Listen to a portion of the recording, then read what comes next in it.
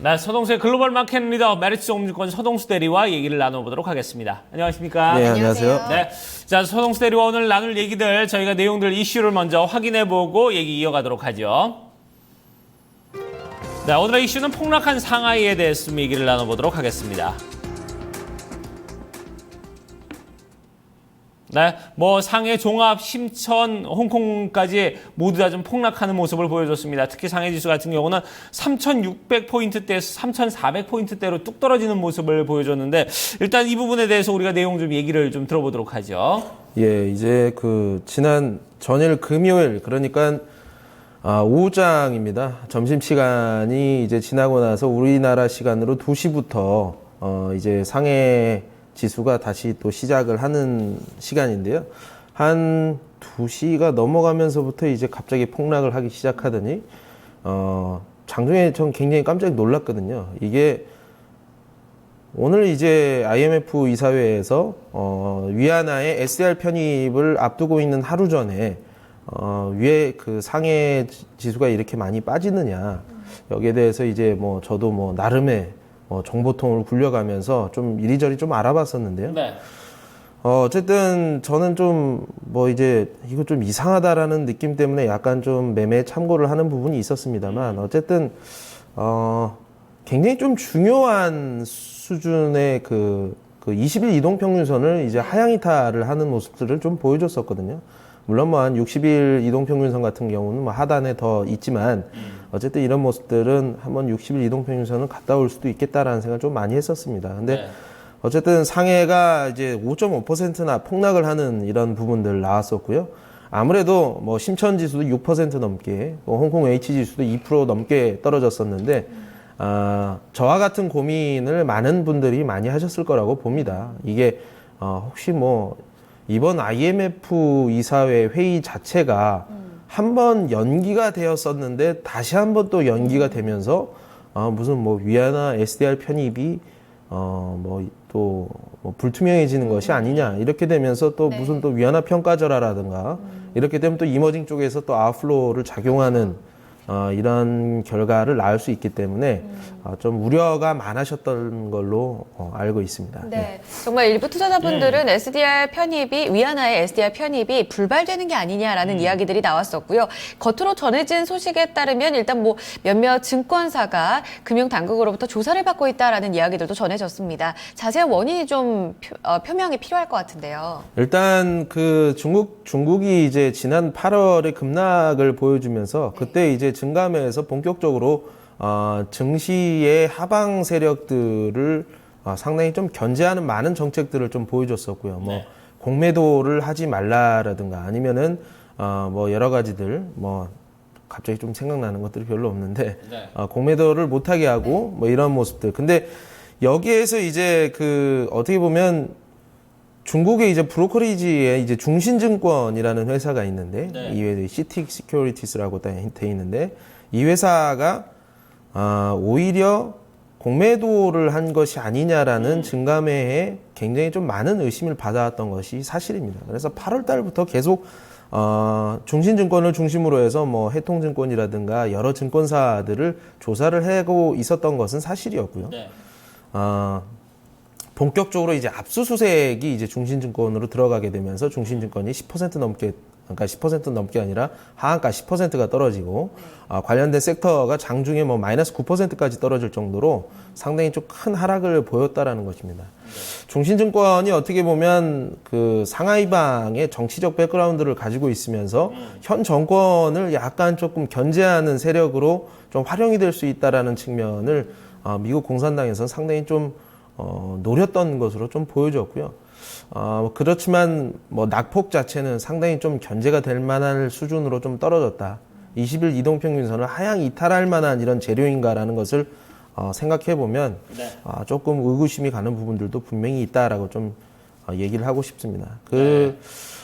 IPO가 또 재개가 됩니다. IPO가 12월 1일, 그러니까 내일부터 다시 시작이 되는데 1일, 2일, 양일날 걸쳐서 4개월 동안 미뤄왔던 이 기업들의 IPO를 한 10개 정도를 좀 진행을 시작을 한다고 그러더라고요. 그래서 이런 부분들 청약 증거금 자체를 사전에 안 하고 이제 그 후에 배정이 나게 되면 그 이후에 넣는다라는 측면에서는 어떻게 보면 시중에 자금 자체가 뭐 물려 있을 가능성은 상당히 좀 적기 때문에 이런 것들이 그냥 작게 좀 센티멘트를 자극하지 않았느냐.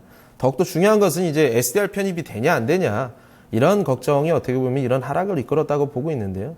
일단 뭐 블룸버그에서 넘어오는 제 뉴스를 제가 체크를 해봤을 때는 네. SDR 편입은 위안화의 SDR 편입은 확정적이다라고 이렇게 정리를 하고 있습니다. 그래서 네. 네.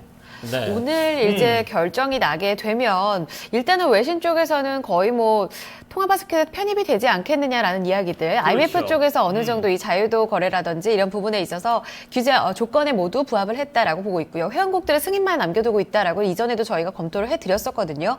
만약에 정말 이 부분이 아니라며, 그러니까 증권사 쪽에서 내부 거래에 따른 조사만 받고 있는 거라면 이 부분이 앞으로의 추가 하락을 가져올 만한 재료가 되는 건지가 지금 상당히 궁금해지는데 앞으로의 전략을 어떻게 가져갈까요? 일단 중신증권 시가총액 자체가 어마어마하게 큽니다. 그래서 뭐 여기에서 파생되는 시장의 분위기는 어떻게 보면 증권 업종이 가장 선호를 받던 업종이었기 때문에 네.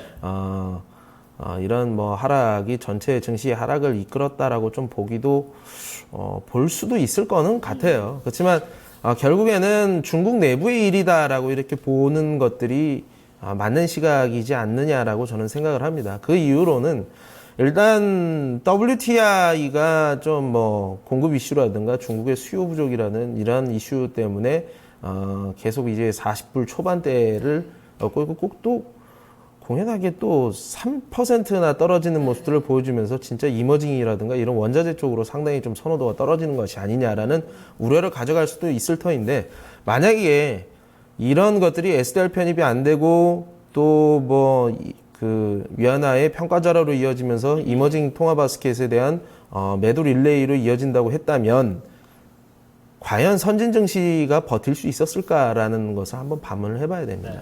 그렇지만 미국이라든가 유럽 지수 자체는 상당히 견조했기 때문에 네. 이러한 것들이 좀 더욱더 확장 국면으로 가기에는 상당히 좀 무리가 있지 않느냐. 제가 말씀을 드렸다시피 변동성을 주는 원인이 된다면 이쯤에서는 여기에서 우리가 매수 관점으로 접근을 해도 되지 않겠느냐라고 정리해드리겠습니다. 네, 그래요. 중국 증시도 어떻게 보면 이제 어느 증시나 이제 한 번씩 겪어야 될 부분들을 이제 겪고 있는 그런 상황이고, 이렇다면 여기서는 좀 일시적인 어떤 조정 기간이다, 이렇게 바라보는 게 관점이 맞을 것이다, 이렇게 소동수 대리께서는 짚어주셨습니다. 이런 부분들 여러분들께서 흐름을 좀 참고를 하시길 바라겠습니다. 자, 이제 다음 이슈 저희가 블랙 프라이데이에 대해서 좀 더 얘기를 나눠보도록 하겠습니다. 다음 이슈 먼저 살펴보도록 하죠. 자, 두 번째 이슈는 온라인 모바일 세상에 대해서 얘기를 나눠보도록 하겠습니다.